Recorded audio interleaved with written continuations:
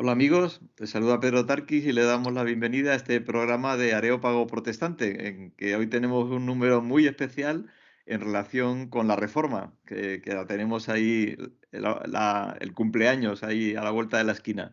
Y para eso, pues junto con Daniel Ofcan, aquí a los mandos, director de Protestante Digital, pues tenemos a dos invitados muy especiales, que son Asun Quintana, presidenta de la plataforma Seneca Falls y del grupo de trabajo Mujer en la Alianza Evangélica Española.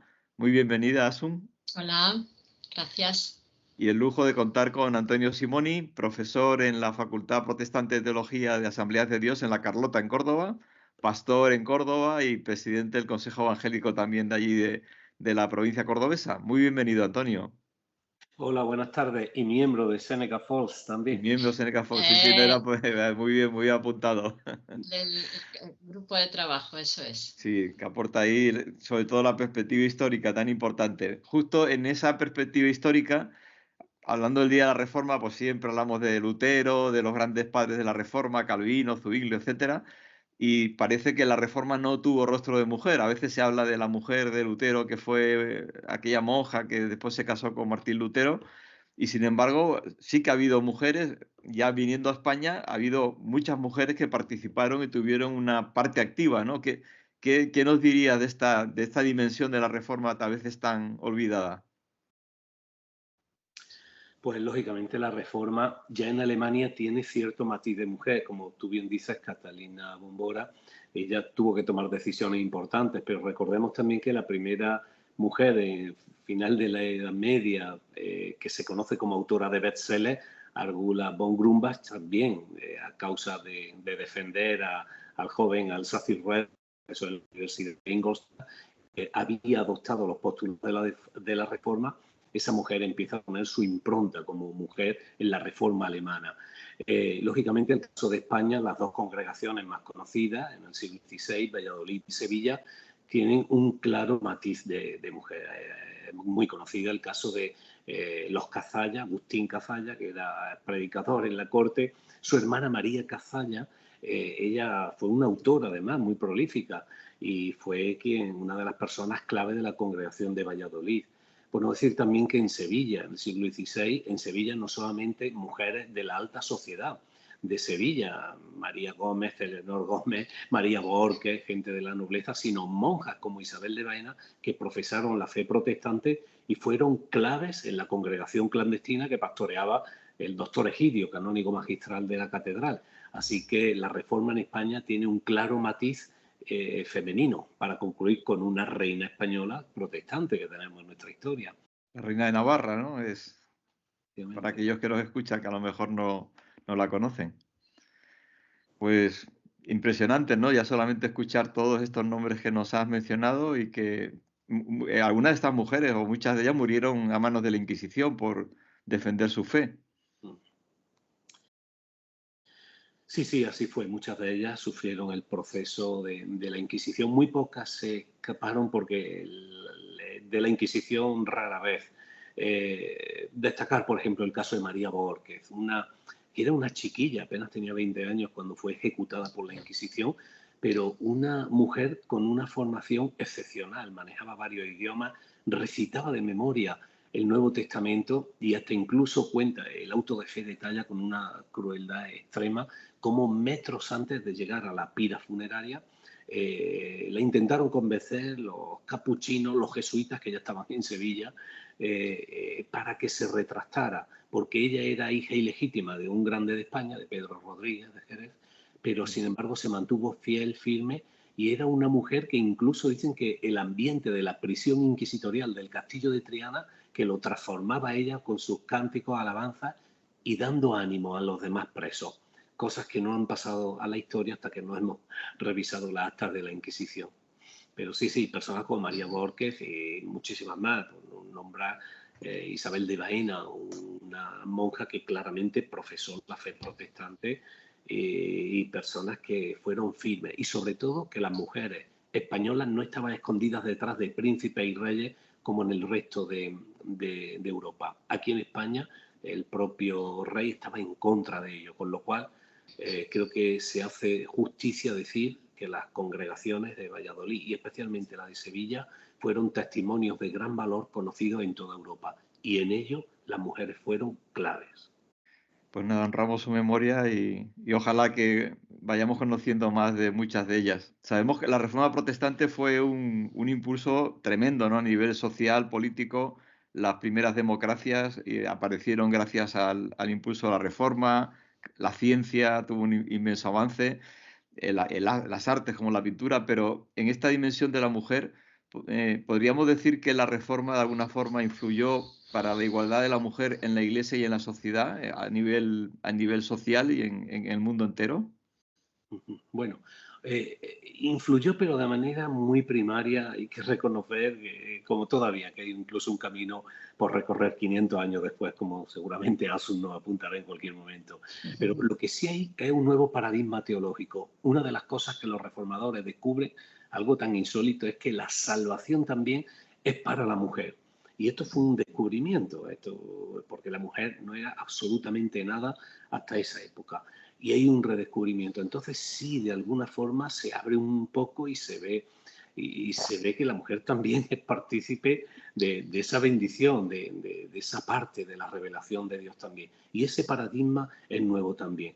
Luego, lógicamente, también la mujer va teniendo un papel muy, muy lento, pero poco a poco importante en la vida de la Iglesia en prácticamente toda Europa, aunque se asocia más labores de educación, de sanidad, como por ejemplo el tema de las reginas, que eran prácticamente todo mujeres, pero eran labores muy concentradas y muy delimitadas a labores de sanidad y educación. Y creo que fue prácticamente ya hasta el siglo XIX o último tercio del siglo XVIII cuando la mujer empieza, ¿no?, con la Asamblea Francesa, el cuaderno de reforma, que precisamente son postulados de la reforma, la educación, la igualdad, cuando empieza a abrirse un poco más y a ser más notorio su papel, ¿no? Sí, ahora entraremos en esa etapa de desarrollo. No sé, por alusiones, Asun, si quizás el sacerdocio universal del creyente haya sido también, que ahí, claro, engloba a hombres y mujeres, ¿no? Como... Sí, sí, claro, efectivamente, fue el redescubrimiento del sacerdocio universal en el sentido que ha dicho Antonio, la salvación es también para las mujeres, ¿no? Y no solo eso, sino también la misión, ¿no? Es decir, el compartir el Evangelio es también recae sobre la mujer. Con lo cual, pues sí, se le va dando, aunque como él muy bien ha remarcado, de una manera muy lenta, pero se va dejando. De hecho, yo creo que hay ya alguna predicadora en aquel tiempo, ¿verdad, Antonio? En tiempo de la Reforma, las mujeres comparten el Evangelio, ¿no? Y por supuesto el principio de la mujer ha sido hecha igual que el hombre, a imagen de Dios, ¿no? Que también adquiere una nueva luz.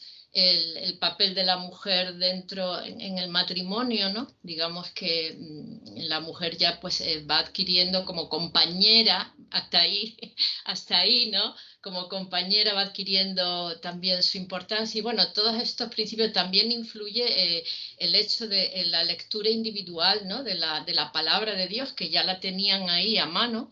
Las mujeres también podían acceder a esa lectura, con lo cual esto influyó en la alfabetización también de las mujeres, o sea, el que aprendieran a leer, porque teníamos que leer la Biblia también.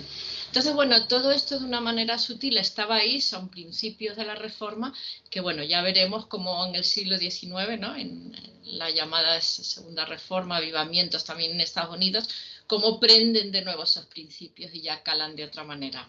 Para los que nos escuchan quizás y entiendan un poquito la revolución que supuso la Reforma, decir que hubo un momento en que en el seno de la Iglesia Católica se debatió si la mujer tenía alma. Hubo tristemente ese debate teológico, ¿no? Y de ese debate a esto que estamos hablando, del el pleno reconocimiento de la salvación, de participación, de ser también sacerdotes con una relación directa con Dios sin necesidad de intermediarios. Y pues es un cambio Claro. fundamental, aunque el fermento tardara en llegar. Sí, eso que dices es cierto es cierto lo que dices, ¿no? El que no conoce quizá un poco los antecedentes, y en eso Antonio pues sabrá muchísimo más que yo, pero sí que es verdad que la Edad Media, ¿no?, que fue esa época oscura en muchos sentidos, también lo fue muy oscura en ese sentido de la mujer. Entonces, claro, los padres posapostólicos, digamos, ¿no? Había algunos, con todos los respetos y no quitando su lucidez teológica, pero sí en cuanto a la mujer, heredaron la visión de la mujer de la filosofía grecolatina, ¿no? Que era una mujer absolutamente sin ningún tipo de derecho civil ni político en absoluto, ¿no? Ni público. Entonces, muchos padres de la Iglesia, pues, la imagen de la mujer era, o sea, hay frases por ahí que yo las he llegado a contrastar a ver si eran verdad, ¿no? De que la mujer era un hombre imperfecto, de que la mujer, por supuesto, no tenía la salvación, bueno, frases un poco... Entonces, ante toda esa oscuridad, claro, resurge la Reforma y yo creo que el fogonazo de luz teológica que trae la Reforma llega un poquito, sutilmente, pero esa poquita luz empieza a llegar a la mujer, empieza, ¿no? Hasta que, ya digo, luego adquiere mayor importancia, pero es así, sí. Pues entramos ya en esa importancia. Antes hablábamos de los movimientos feministas que surgen sobre todo a partir del siglo XIX. Desde el punto de vista histórico riguroso, ¿qué tuvo que ver estos principios de la Reforma, principios protestantes, bíblicos, con esos movimientos iniciales del feminismo? Sí, pues fue muy interesante de que en Estados Unidos, en el siglo XIX, a inicio se vive una decadencia absoluta, unos gravísimos problemas de alcoholismo, una crisis ética, moral. Se calcula que había ciudades que hasta el 10% de las mujeres ejercían la prostitución. Y es precisamente mujeres en esa reinterpretación que hacen de la Constitución de Estados Unidos, que hay una relectura, empiezan a darse cuenta que hay principios bíblicos en esa Constitución que aplicándolo podría resultar en un beneficio social para toda la sociedad, la redundancia americana. Por ejemplo, la Constitución, cuando Jefferson la redacta, dice que hay derechos inalienables dados por el Creador, como la libertad, la felicidad, habla de ese tipo de cosas. Y son las mujeres las que empiezan a formar sociedades en el principio del siglo XIX para resolver problemas. Esto es insólito, pero son ellas las que, bueno, las sociedades que abrazaron la reforma son sociedades más prósperas, pero también en cuestiones de salubridad llevan mucho adelantado en educación y son ellas las que en base a esos principios empiezan a tratar los problemas de alcoholismo. El problema de la prostitución, Lydia Finney, todo el mundo conoce a Charles Finney, el famoso predicador, sí. Pero es la mujer la que crea 3 sociedades a la vez, las mujeres de la prostitución. Y es la puesta en práctica de esos principios de la reforma basados en la relectura de la Constitución americana la que llevan a cabo una transformación absolutamente radical que concluye a mediados de siglo con ya el establecimiento de las sociedades, el primer congreso antiesclavista, Seneca Falls, la primera manifestación de las mujeres ya asociada al sufragio, pero el feminismo no es solo el sufragio, había previamente un recorrido muy importante. Y bueno, que la mujer en Estados Unidos no votó hasta 1920, o sea que fue un camino lento, pero al menos a principios del 19, en base a esos principios de la reforma, sanidad, educación, problemas sociales, donde las mujeres, especialmente en Estados Unidos, tuvieron un papel clave, ¿no? Y fijaros qué paradoja, que eso está disociado absolutamente de la política. Hoy día el feminismo parece que lo ha patrimonializado, ¿no? La política.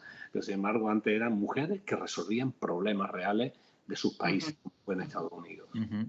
Has mencionado Seneca Falls, bueno, aunque solo sea por la identificación con la plataforma Seneca Falls, ¿por qué coger ese nombre como grupo evangélico, ¿no? ¿Qué vinculación hay ahí entre la fe y las creencias cristianas y la lucha por la igualdad de la mujer? Sí, bueno, la verdad es que, como ha dicho Antonio, Seneca Falls fue una reunión que hubo en una iglesia metodista en la villa de Seneca Falls, en Nueva York, en 1848.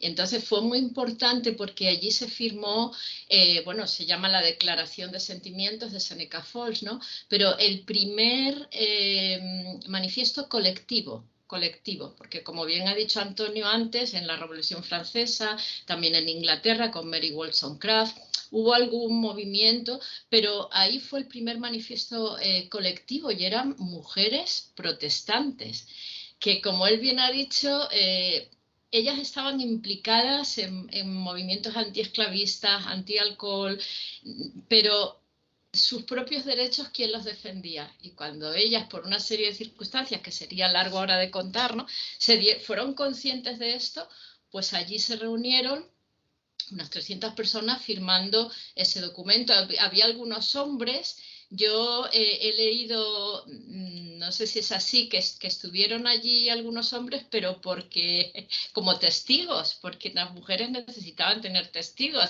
Yo al principio decía, uy, qué bien, algunos hombres apoyando. Bueno, luego documentándome mejor, parece que tenían que estar allí como testigos de lo que allí ocurriera, ¿no? Pero fue tremenda esa declaración, que invito a que, bueno, pinchéis en internet y se puede leer completa. Por eso tomamos nuestro nombre de ahí, porque creo que, primero, tuvo unos principios claramente bíblicos, puesto que ellas se basaban, como ha dicho muy bien Antonio, ¿no?, el principio de todo ser ha sido creado en igualdad por Dios, a su imagen, etcétera, etcétera, ¿no? Entonces, hemos querido retomar un feminismo, es decir, una igualdad, una lucha. No me gusta la palabra lucha porque tiene hoy muchas connotaciones políticas, pero sí un avanzar en la sociedad por esa igualdad del hombre y de la mujer, basados en unos principios bíblicos. Es decir, no tiene que venir el mundo a enseñarnos que el hombre y la mujer tienen los mismos derechos y que son iguales. Es que lo dice la Biblia, es que así nos ha diseñado nuestro Creador. Y el movimiento Seneca Falls, el actual, pues sí nace, ¿no?, con ese deseo de ocupar un lugar que yo creo que este feminismo de hoy tan mezclado y tan politizado nos quiere como arrebatar, cuando es algo que Dios pone en la Biblia y que Jesús vino también a reivindicar, a devolver ese lugar, esa dignidad que la mujer tuvo desde el principio. Entonces, en mí surgió una necesidad en nuestro equipo de decir, como cristianos, ese es nuestro lugar y nos estamos dejando que nos lo arrebate otros partidos, otros equipos, y así, y por eso es que hemos elegido el nombre de Seneca Falls, aludiendo a esos principios bíblicos. Podríamos decir, recordando lo que comentó Antonio, de que la Inquisición persiguió tanto a las mujeres, que si la sombra de la Inquisición es alargada, la luz de la Reforma es mucho más alargada, ¿no? Llega hasta Seneca Falls y hasta nuestros días. Hablando ya de nuestros días, como has comentado, hoy en día aún habla de feminismo y muchos cristianos son contrarios a la palabra o al concepto porque entienden que se han enrarecido con muchos conceptos y muchas batallas ideológicas que realmente son anticristianas, antibíblicas, ¿no? Y por otro lado, es cierto, ¿no?, que estos movimientos han incorporado una serie de luchas y de batallas que incluso han dividido el propio feminismo, ¿no?, entre sí. ¿Cómo creéis que en medio de todo esto, como creyentes, como cristianos, debemos de posicionarnos y debemos de reivindicar esta lucha a favor de la mujer dentro de ese concepto de feminismo? Antonio, ¿quieres tú aportar? Bueno, el feminismo pareciera un concepto inventado. A veces es distinto tirar una flecha y dar en la diana que tirar una flecha y luego pintar la diana. El feminismo, hay comúnmente aceptado que hay varias olas de feminismo, con su notorio arraigo histórico, pero realmente en los años 60, cuando nosotros conocemos el feminismo que nos ha llegado a la actualidad, Betty Friedan con la mística de la feminidad, y Simone de Beauvoir con el segundo sexo, empieza el concepto de la construcción. Y ahí es donde yo creo que empieza a fallar ya en los últimos 50 años. El feminismo no es una construcción. El feminismo hay que volver a la fuente, redescubrirlo y ver cómo el mismo Jesús en Mateo 19 dice que al principio no era así, que hay mucha desigualdad, pero que al principio no era así. O como dice también nuestro ideario en Seneca Falls, ¿no?, que Dios prescribe que el hombre abusará de esa prepotencia, esa preeminencia sobre la mujer, pero a modo de preverlo, no de predecir, no de prescribirlo. Y hay una distorsión muy fuerte en los últimos 50 años. Creo que en la medida que volvemos a la fuente, que vemos como una de las 5 personas más importantes de la historia antigua dice que no hay ya en el Señor hombre ni mujer. Esto es una epístola a unos creyentes de la región de Galacia que hace el apóstol Pablo. Y redescubrimos cómo en la propia Biblia, capítulos 7 y 8 de Lucas, inserta, yo digo, los capítulos feministas de los evangelios, cómo los protagonistas son mujeres. Pero sí es cierto, debemos, como en todas las cosas, volver a la fuente, descubrir el genuino feminismo con ese notorio arraigo. Tenemos una historia, ¿no?, de 200 años inventada para adecuarla a nuestra ideología. Es una historia, en el caso de la Reforma, de 500 años, que las mujeres ya empiezan a aparecer en las obras de arte a partir de la Reforma. Rembrandt empieza a escribir mujeres leyendo la Biblia, y esto es todo un escándalo en la época.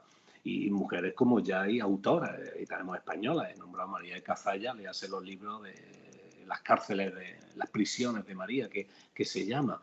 Y a la medida que redescubrimos, creo que podremos volver a centrarnos con el modelo bíblico de feminismo, que no tiene que ver nada con la guerra de sexo, sino con una consideración y una aceptación de las diferencias naturales e ideológicas, pero en ningún momento esto es una guerra de trincheras, sino en descubrirlo, redescubrirlo y vivirlo. Y creo que nos iría mucho mejor si fuese así. Lo demás, los últimos 50 años, no tienen nada que ver, sea, como dije antes, patrimonializado por parte de los partidos políticos, que lamentablemente nuestra Constitución en su preámbulo dice que es la herramienta para ayudar a hacer una mejor sociedad en España, pero precisamente han cogido aspectos como el feminismo y lo han acomodado para sus intereses personales. Pero creo que, como en todas estas cosas, es volver a la fuente y redescubrir el verdadero papel de la mujer, y nos iría mucho mejor. Sí, yo creo efectivamente que se ha politizado el tema, sobre todo en estos últimos años, que ya no puedes decir ni que hay una ola de feminismo, ahora es que es una mezcla de movimientos, y sobre todo está muy politizado, ¿no? Y yo creo que, claro, cuando tú hablas de feminismo en los ambientes evangélicos, pues la palabra pega de frente, ¿no? Y hay un rechazo general. Pero es por eso, porque el término se ha manoseado, se ha deteriorado y se ha deformado, ¿no? Pero como tú bien has dicho, bueno, y lo han llevado sobre todo, aunque el feminismo radical, que es la última ola, digamos, tiene algunas cosas interesantes, ¿no? Como que son abolicionistas, que van en contra de la mujer objeto, o sea, bueno, tiene esas cosas ahí interesantes. Han sacado a la luz también el tema, sacaron a la luz de la violencia dentro de la pareja.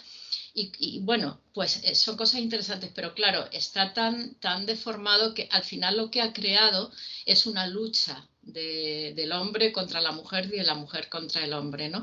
Y una confrontación, y hay una crispación ahí, y desde luego eso para nada nosotros lo apoyamos, sino todo lo contrario, ¿no? Nosotros tenemos una misión fundamentalmente de reconciliación, de paz, basada en la justicia siempre, ¿no? Por supuesto. Entonces, yo creo que uno de nuestros retos, bueno, nuestros retos sobre todo son educativos, de cambiar la visión, o sea, un feminismo que lo que quiere es cambiar la visión de la mujer. Si cambiamos esa visión de la mujer, que no es un ser inferior, y la vamos poniendo en igualdad al hombre, y eso se consigue a través de la educación, sobre todo. Si conseguimos sensibilizar que la mujer no sea objeto, que no sea utilizada, ni machacada, ni marginada, yo creo que eso se consigue sobre todo a base mucho de sensibilización y educación, pero también otro de nuestros retos es ese, conseguir que no haya ese debate crispado y de enfrentamiento de hombres y mujeres, ¿no? Así es que, bueno, poquito a poco es un trabajo que va lento. ¿Por qué? Porque es que cambiar la mente, ¿verdad? Es un trabajo lento. La educación siempre es un trabajo a largo plazo. La educación tú vas sembrando y hasta que tienes un árbol pasan muchos años. Entonces, bueno, estamos ahí en esa labor, sobre todo Seneca Falls, de educación, sensibilización, enseñanza, etcétera, ¿no? Y desde todos los puntos de vista, histórico, que es muy importante, porque sin la historia no podemos construir un futuro. No sé muy bien quién lo decía, pero que sin la luz del pasado no podemos construir el futuro, ¿no? No sé si era Tocqueville, pero es así. Entonces, bueno, ojalá que Seneca Falls podamos limpiar ese término, redimirlo, como yo digo muchas veces, ¿no? Redimirlo, puesto que Cristo vino a redimir, ¿no? A la mujer también y redimir tantos conceptos con nuevas estructuras, es decir, volver a esas estructuras de la creación, volver al principio, ¿no? También redimir ese término y ojalá que lo podamos conseguir.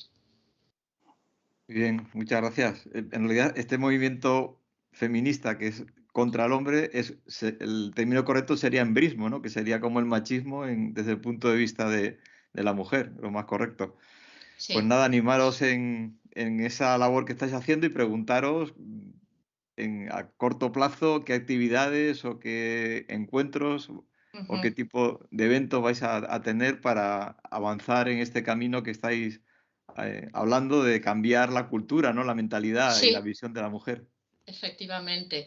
Pues bueno, yo quería, lo primero es dar las gracias por ese equipo que tenemos, ¿no? Decir eso, bueno, que Antonio fue un contacto a través de las redes, no sé si recuerdas, Antonio, pero yo me lancé con la plataforma Seneca Falls y a partir de ahí fue por fe, confiando, ¿no? Que el Señor haría el camino y me contactó por el Messenger de Seneca Falls. Y ahí empezó nuestro contacto y ya, pues bueno, yo claro, cuando vi el valor que había ahí en este hombre, pues digo, le invité a formar parte, está Ángel Bea también, que es pastor, quiero decir que hay hombres que pues, están aportando muchísimo, ¿no? Ana Jiménez, Sonia Gómez, Elena Moiche, Eva Sierra, y si se me olvida alguno, pues que me perdone, pero creo que ahí estamos, ¿no? Entonces, dar las gracias porque es muy importante estar ahí como equipo, ¿vale? De hecho, comenzamos con una conferencia, justamente el comienzo de Seneca Falls fue con una conferencia de Antonio Simoni sobre la reforma, la mujer y la reforma, o sea que es muy significativo que hoy, porque la reforma es ahora el día 31, se celebra, pues que esté aquí él con nosotros, ¿no? Es muy interesante. Y los proyectos más inmediatos que tenemos son este sábado por la tarde a las 5:30, un taller seminario sobre el origen de la desigualdad de la mujer, donde yo voy a hablar un poquito de toda esta parte de evolución del concepto del feminismo y de la desigualdad, ¿no? Precisamente he puesto el nombre desigualdad, evito poner el de feminismo para que no haya rechazo. Yo quiero que muchos escuchen y entiendan lo que es. Y una segunda parte de este seminario sobre la educación en igualdad, la importancia de la educación desde pequeñitos a nuestros niños, como iglesia también es muy importante para que cambien estos conceptos de masculinidad y de feminidad, ¿no? Del hombre y de la mujer en cuanto a los roles que hay, los estereotipos. Yo creo que ahí es donde tenemos que trabajar mucho. Así que va a ser muy interesante por Zoom y estamos en las redes. Y luego en noviembre, el 25 de noviembre, estaremos también en la Puerta del Sol, muchísimas entidades de mujeres evangélicas haciendo un acto en contra de la violencia contra la mujer, ¿vale?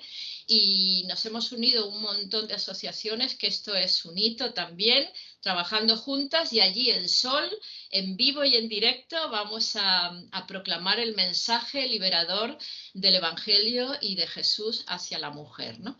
Y bueno, también en Jerez, vamos a estar en Jerez también dando unas conferencias organizadas por el Ayuntamiento de Jerez.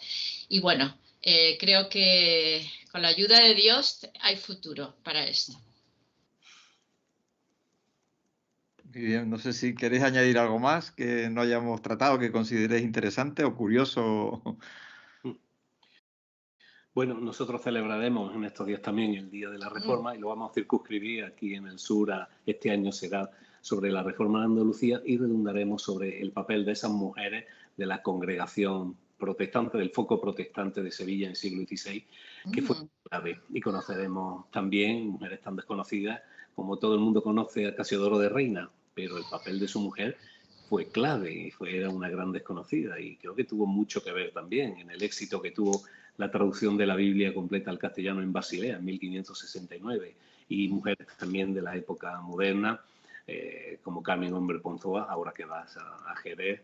Y bueno, pues estaremos ahí con los alumnos, lo vamos a celebrar también en la facultad y luego pues también escribiremos algo por ahí en la prensa para seguir reivindicando. Pero permíteme solamente 10 segundos para decir y animar a nuestra presidenta de Seneca, Asun Quintana, que creo que al igual que el feminismo empieza por mujeres que asumen la responsabilidad y solucionan problemas, creo que Asun, con esa visión que ha tenido de este feminismo centrado bíblico, de volver a las raíces, creo que está redimiendo, como ella muy bien ha descrito, el término de feminismo. Y a mí me encanta trabajar con personas así como Asun. Así que animo, gracias. porque estamos volviendo de nuevo a esos orígenes que sin duda vienen a dar una respuesta. Pues sí, pues muchas gracias a Daniel Ofcan, ya que le mencionamos, que ha estado ahí todo este tiempo trabajando para que esto salga bien. Gracias a Antonio Simoni, a Asun Quintana y a todos ustedes por habernos seguido hasta aquí, deseando que Dios nos ayude en estas luchas que tenemos también positivas en favor de la mujer y en favor de tantas cosas los creyentes, y esperando que Dios les bendiga y les ayude. Se despide de ustedes Pero Tarquis, hasta la semana que viene.